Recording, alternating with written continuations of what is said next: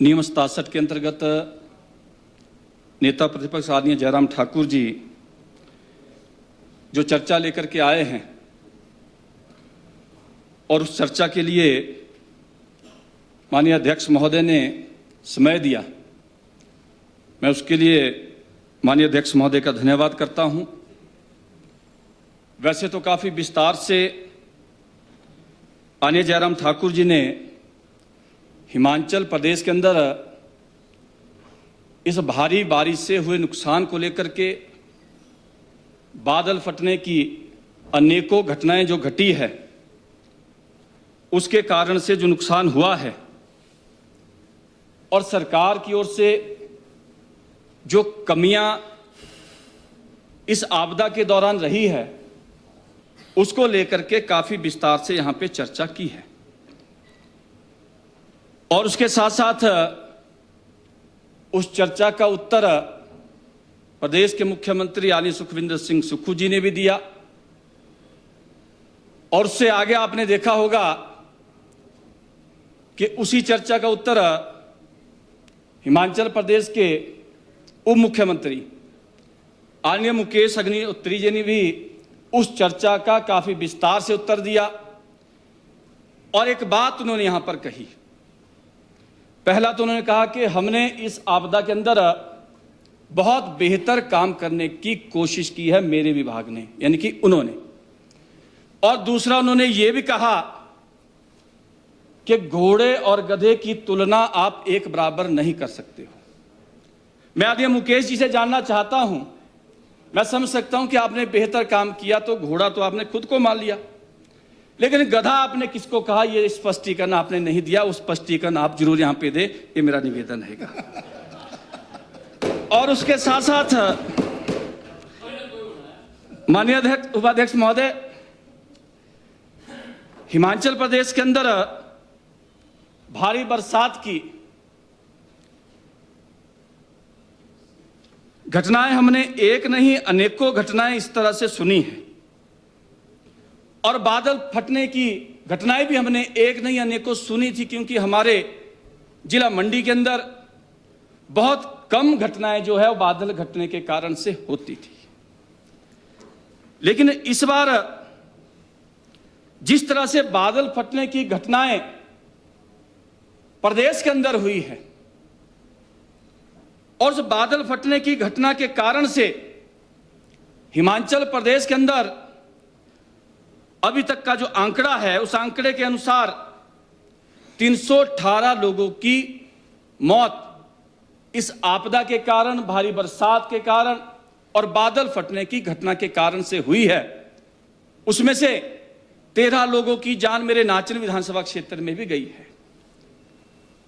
अगर हम घरों का जिक्र करें कि हिमाचल प्रदेश के अंदर जो सरकारी आंकड़ा कहता है, हमारे हिसाब से तो लगभग 700 ऐसे परिवार हैं जिनके घर फुली डैमेज हुए हैं, लेकिन सरकार के आंकड़े के अनुसार 527 ऐसे परिवार हैं जिनके घर पूरी तरह से डैमेज हुए हैं। और आंशिक रूप से जो डैमेज घर हुए हैं उनका आंकड़ा, जो सरकारी आंकड़ा कहता है, 2128 ऐसे घर हैं जो आंशिक रूप से प्रभावित हुए हैं। और इसके अलावा अगर हम दुकानों की बात करें कि हिमाचल प्रदेश के अंदर 315 ऐसी दुकानें हैं जिनका मैक्सिमम नुकसान हो गया है। अगर हम गौशालाओं की बात करें तो 2038 ऐसी गौशालाएं हैं जो इस आपदा के कारण जो है खत्म हो चुकी है। लेकिन माननीय उपाध्यक्ष महोदय, मैं कहना चाहता हूं कि हमने आपदा की अनेकों घटनाएं देखी सुनी, आपने भी सुनी होगी। हम सुनते थे कि भारी बरसात आई, किसी का घर गिर गया, इतने तक बात समझ आती थी। कई बार बात यह भी होती थी कि घर के नीचे कुछ लोग दब गए, ये घटनाएं भी हम सुनते थे।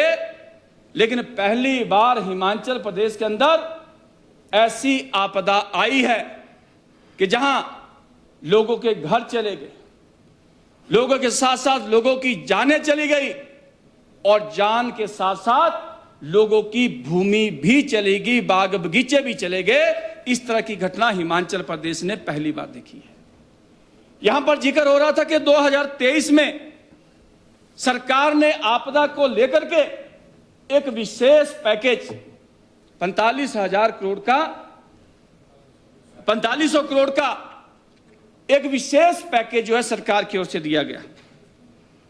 और उस पैकेज को लेकर के मैं कहना चाहता हूं कि आज भी बहुत सारे ऐसे परिवार हैं जिन परिवारों को अभी तक उस पैकेज के तहत जो सरकार ने तय किया था कि उसको 7 लाख रुपए मिलेंगे, लेकिन उसमें तो यह नहीं कहा गया था कि कोई घर बनाने का काम शुरू करेगा, लेंटर डलेगा, उसके बाद उसको दूसरी इंस्टॉलमेंट मिलेगी, ऐसा तो नहीं कहा गया था। कहा यह गया था कि उसको 7 लाख रुपए मिलेंगे। चलो ठीक है, जिसके पास भूमि थी, जगह थी, उसने लेंटर डाल दिया, उसको दूसरी किस्त दे दी। लेकिन माननीय उपाध्यक्ष महोदय, आज भी मैं माननीय मंत्री जी को कहना चाहता हूं, बहुत सारे ऐसे परिवार हैं जिनके घर के साथ साथ जगह भी चलेगी, इस बात को आप मानते हो। अब जिस गरीब व्यक्ति के पास जगह नहीं है, अब बताइए वो घर कहां बनाएगा। आप कहते हैं कि हिमाचल प्रदेश सरकार के पास ऐसी कोई पावर, ताकत नहीं है कि जो एक बिस्वा जमीन भी किसी व्यक्ति को दे सकती है। मैं आपसे निवेदन करना चाहता हूं, अभी हमारी कमेटी कुल्लू गई थी, वहां पर आलमचंद सनों श्री तुलेराम हमारे से मिलने आया, कमेटी से मिलने आया। मैंने उस कमेटी में भी प्रश्न किया, हालांकि चंद्रशेखर जी भी हमारे साथ ही थे। हमने कहा कि भैया जब इस व्यक्ति के पास जगह ही नहीं है तो एक घर कैसे बनाएगा। और सबसे बड़ी बात, उसको वहां पे कर्मचारियों द्वारा जो है प्रताड़ित किया गया, उसको डराया धमकाया गया कि भाई अगर घर नहीं बनाता तू पैसे वापस कर, नहीं तो तेरे को इस पैसे के साथ साथ इंटरेस्ट भी देना होगा। यही बात हुई ना चंद्रशेखर जी। मैं ये निवेदन करना चाहता हूं, एक तो उस गरीब का घर उजड़ गया, जगह चलेगी, उसके पास पैसे नहीं है, पर मैं ये समझता हूं कि अगर सरकार सच में उसकी मदद करना चाहती है, अगर आप उसको 7 लाख रुपए दे देते हो तो मुझे लगता है कि 2-3 लाख रुपए की जगह लेकर के वो अपने उस आशियाने को एक बार फिर से बना सकता है। इस तरह का आदेश अगर माननीय मंत्री जी देते हैं तो मैं समझता हूं कि अनेकों ऐसे परिवार, जिन परिवारों के पास अपनी जगह नहीं है, वो जगह भी ले सकते हैं और अपने घर भी बना सकते हैं। ये मेरा माननीय मंत्री महोदय जी से निवेदन रहेगा।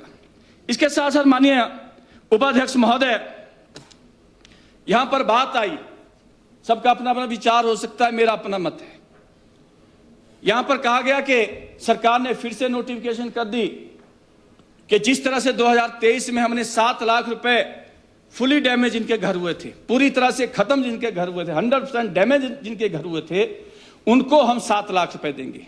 अच्छी बात है, लेकिन मैं यह कहना चाहता हूं कि किसी व्यक्ति के 2 कमरे चले जाते हैं, उसको 7 लाख रुपए मिलता है, किसी के 4 चले जाते हैं, लेकिन किसी के 4 मंजिला घर के 20 कमरे चले जाते हैं, उसको लेकर के भी सरकार को चिंतन करना चाहिए। जिसके 4 मंजिला का घर चला गया, जिसकी जगह चली गई, उसको 7 नहीं कम से कम 20 लाख रुपए देने का प्रावधान उसको करना चाहिए। ये मैं सरकार से मांग करता हूं। आपने 2023 में 7 लाख रुपए देने की बात की, अब तो 25 चला है। 2 सालों में महंगाई कहां से कहां जाकर के पहुंची। हमें इस 7 लाख की जगह पर भी हमें 10 लाख रुपए उस प्रभावित परिवार को देना चाहिए जिस तरह से महंगाई बढ़ी है। यह मेरा सरकार से निवेदन रहेगा कि इसके ऊपर भी हमें विचार करना चाहिए। उसके साथ साथ एक बात और भी कहना चाहता हूं कि एक बात यहां पर आई कि आंशिक तौर पर जो घर टूटे हैं, उन घरों के लिए यहां पर कहा गया कि उन्हें 1 लाख रुपए सरकार देगी। माननीय मंत्री जी, मैं कहना चाहता हूं, आंशिक तौर पर जो घर टूटे हैं वो घर भी रहने लायक नहीं बचे हैं। जिस घर में अनेकों दरारें आई हैं, कौन व्यक्ति उस घर में रहेगा। और आप 1 लाख रुपए से देकर के कौन सा उनके ऊपर एहसान करना चाहते हो।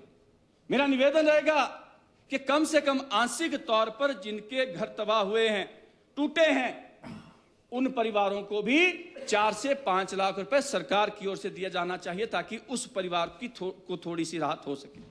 यहां पर बात आई कि सरकार ने तय किया है कि जिनके घर फुली डैमेज हुए हैं, उनको तो आपने किराए की बात कर ली, लेकिन जो आंशिक तौर पर जो घर डैमेज हुए हैं, जो रहने लायक नहीं है, 2128 ऐसे परिवार हैं जो लोग अपने उन घरों में नहीं रह सकते।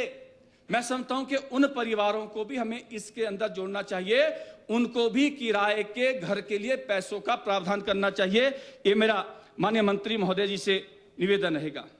इसके साथ साथ माननीय उपाध्यक्ष महोदय, हिमाचल प्रदेश में हमारे क्षेत्र में चाहे नाचन की बात हो, चाहे सराज की बात हो, अनेकों ऐसे बागबान हैं जिनके पूरे के पूरे बगीचे इस बरसात के कारण से, इस बादल फटने की घटना के कारण से 10 बीघा, 15 बीघा, 25 बीघा, 50 बीघा भूमि, 4 बीघा के बगीचे उनके तबाह हो गए।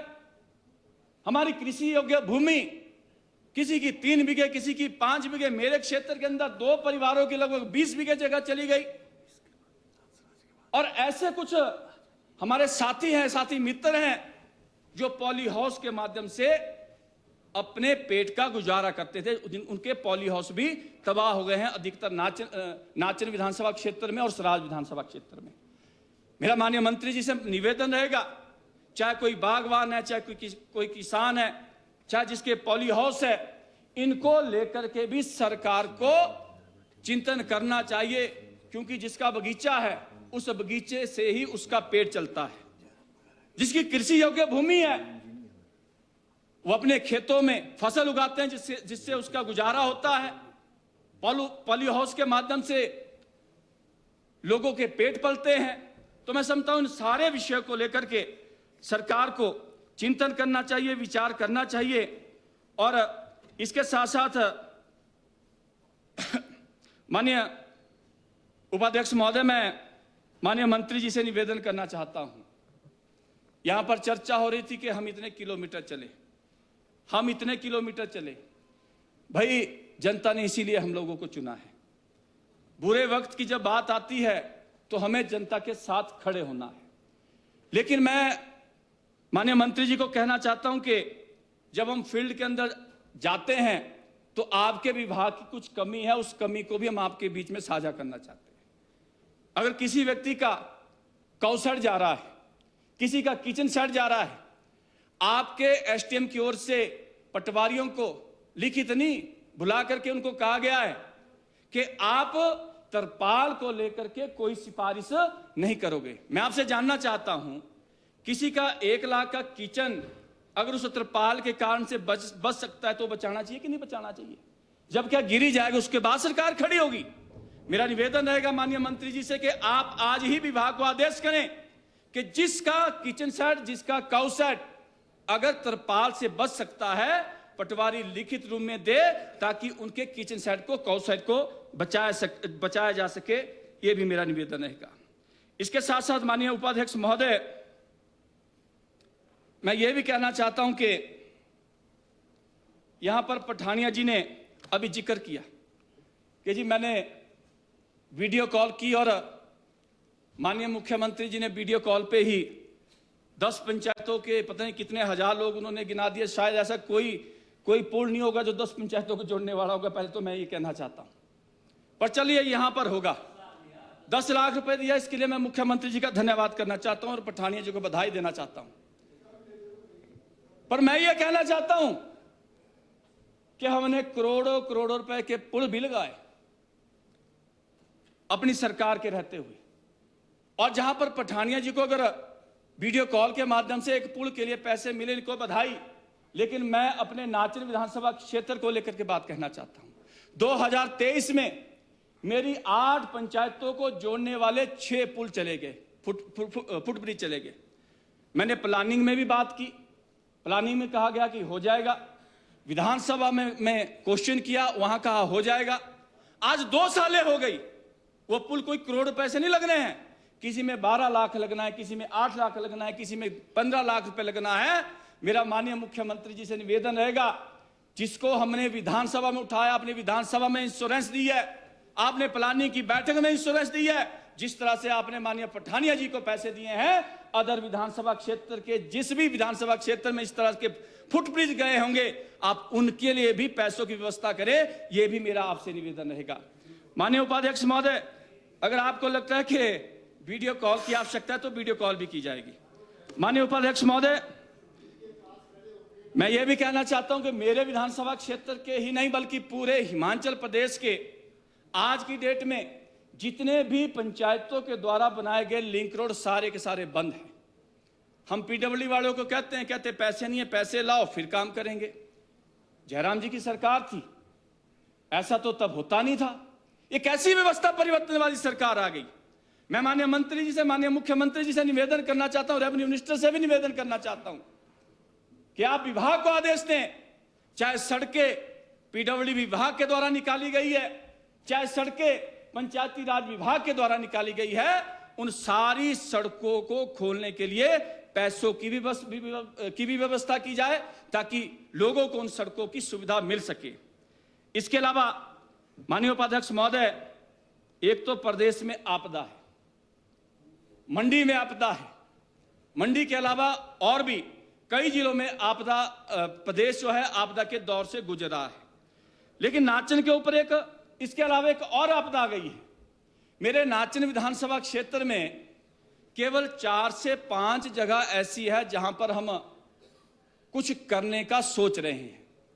जैसे यहां पर शिक्षा मंत्री जी ने एक दिन मुझे फोन किया, बधाई दी कि भाई आपके तो वहां पर हॉर्टिकल्चर कॉलेज आ गया, अब कम से कम अटल आदर्श विद्यालय की बात खत्म हो गई। बात खत्म नहीं हुई है माननीय मंत्री जी, 1% खत्म हो गया बोलते। पर मैं आपको यह कहना चाहता हूं माननीय मंत्री जी, आप थोड़ा सा ध्यान देंगे। अब एक तरफ तो आप वहां पे हॉर्टिकल्चर कॉलेज लेकर के आ गए, अटल आदर्श विद्यालय के लिए भी वही लैंड है, लेकिन उसके साथ साथ आपने बात कही है कि मीर बख्श को भी वहां पर जगह दी जाएगी। एक नोटिफिकेशन निकाली गई है कि नाचन के 4 स्थानों में मीर बख्श को जगह दी जाएगी। मैं आज भी इस हाउस में कहना चाहता हूं, अगर आपने मीर बख्श को जगह देनी है तो भाई नाचन वालों ने तो जगह नहीं ली है उससे। जिस विधानसभा क्षेत्र से मैं उसकी जगह आती थी, आप वहां पे जगह दीजिए, हमें कोई ऐतराज नहीं है। लेकिन नाचन विधानसभा क्षेत्र में मीर बख्श को जगह नहीं मिलनी चाहिए, यह मेरा विरोध है। मैं इसको यहां पे एंटर करवाना चाहता हूं। और दूसरा, क्योंकि अटल आदर्श विद्यालय के नाम से वहां पे 25 बीघा जगह है और भी जगह हमें वहां पर चाहिए, तो मेरा निवेदन रहेगा कि ये जो गड्डारी में आपने प्रपोजल दी है माननीय मंत्री जी, आप उस प्रपोजल को कैंसिल कीजिए। दूसरा, माननीय शिक्षा मंत्री जी यहां पर बैठे हैं, आते ही एक बात कही कि हम हर विधानसभा क्षेत्र में Rajiv Gandhi day boarding school खोल लेंगे, और कहा गया कि पहले पाओ, जो जगह पहले देंगे चंद्रशेखर जी उसको जल्दी स्कूल मिलेगा। मैंने कहा चलो मैं थोड़ी सी होशियारी दिखाता हूं। हमने छात्र पंचायत में कृषि विभाग की 60 बीघे जगह है, इन्होंने कहा कि 55 चाहिए। मैं कहा जी 55 नहीं 60 ही लो, आप खुश हुए, बोले चल कर देंगे कुछ। अब देखिए, Rajiv Gandhi day boarding school के लिए आपने भी और हमने भी उस जगह को चयनित किया है। जब उस जगह में हमने Rajiv Gandhi day boarding school खोलना है, तो भैया मीर बख्श के लिए जगह का प्रोविजन वहां से क्यों कर रहे हो आप लोग? इसको लेकर के भी मेरा मंत्री जी से, दोनों मंत्री साथ ही बैठे हैं, रेवेन्यू मिनिस्टर भी और शिक्षा मंत्री भी, क्योंकि उसके कागज हमने शिक्षा विभाग को सबमिट करवा दिए हैं। तो इसलिए मेरा निवेदन रहेगा कि छात्र की जगह जो है वो उस Rajiv Gandhi day boarding school के लिए ही रहने दी जाए। ये मेरा माननीय शिक्षा मंत्री जी से भी और रेवेन्यू मिनिस्टर से भी निवेदन रहेगा। और तीसरा, इंडस्ट्री मिनिस्टर चले गए, चौहान साहब चले गए। मैं चौहान जी से निवेदन करना चाहता हूं, इन्हीं का मित्र है, मैं चौहान जी से भी निवेदन करना चाहता हूं कि एक इंडस्ट्रियल एरिया को बनाने को लेकर के हमने बात की थी। हमने कहा कि सेरिकल्चर, इंडस्ट्री विभाग की सेरिकल्चर की भूमि 24 बीघा हमारे पास है, उसके सारे कागज बना करके तैयार कर दिए, केवल उसकी नोटिफिकेशन होनी है। सर, मेरा निवेदन रहेगा, इंडस्ट्री मिनिस्टर अगर कहीं सुन रहे हैं तो उसकी नोटिफिकेशन कर दें। और ये जो मीर बख्श जी के लिए आपने वहां भी आपने सोचा कि वहां पे जगह दी जाएगी, तो इस तरह से आप ना करें। इसका विरोध मैं इसलिए कर रहा हूं क्योंकि इन जगहों के ऊपर हमारे पूरे विधानसभा क्षेत्र की देवतुल्य जनता ने प्लान नहीं किया कि हमने यहां पर कौन कौन से काम करने हैं। तो इसलिए मेरा यह विरोध नहीं है कि उसको जगह ना दी जाए, उसको सरकार जगह दे, लेकिन जहां पर सरकार ने और हमने मिलकर के प्लानिंग की है वहां पर उसको जगह ना दी जाए। ज्यादा लंबी बातचीत ना करता हुआ अभी पीडब्ल्यूडी मिनिस्टर भी आ गए हैं। मेरा निवेदन रहेगा पीडब्ल्यूडी मंत्री से। बिजी है वीर, करो आप बात, कंटिन्यू करो, आप टाइम हो गया आपका। मेरा निवेदन रहेगा माननीय पीडब्ल्यूडी मंत्री जी से, आपके गोहो डिवीजन के अंदर स्थिति ऐसा ठेकेदार कोई भी काम नहीं कर रहा है, सबने हाथ खड़े कर दिए कि पिछले पैसे दो तब हम आएंगे। और दूसरा ये निवेदन रहेगा कि ये जो सारे के सारे लिंक रोड जो बंद है, मेरा आपसे पर्सनली निवेदन रहेगा कि आप पीडब्ल्यूडी विभाग के अधिकारियों को आदेश दें कि जितने भी हमारे मेन रोड है, लिंक रोड है, उन सड़कों को आप खोलें ताकि लोगों को उन सड़कों का लाभ मिल सके। इतनी बात करने के लिए मैं खड़ा हुआ था। आपने उपाध्यक्ष महोदय मुझे समय दिया, इसके लिए मैं आपका बहुत बहुत धन्यवाद करता हूं। जय हिंद।